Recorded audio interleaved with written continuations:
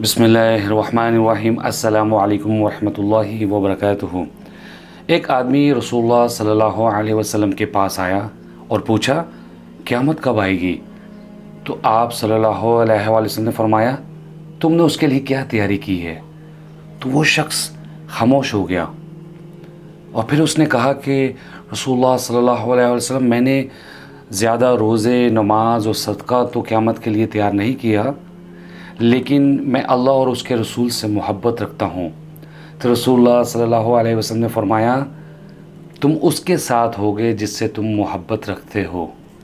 جی ناظرین، اس حدیث سے ہمیں یہ پتہ چلتا ہے کہ اگر ہم نے سنتوں پر عمل کیا ہوگا تو ہم لازمی انشاءاللہ رسول اللہ صلی اللہ علیہ وسلم کی شفاعت ہمیں نصیب ہوگی، اور اگر ہم نے سنتوں پر عمل نہیں کیا ہوگا، احادیث کو پڑھنے کی کوشش نہیں کی ہوگی، ان پر عمل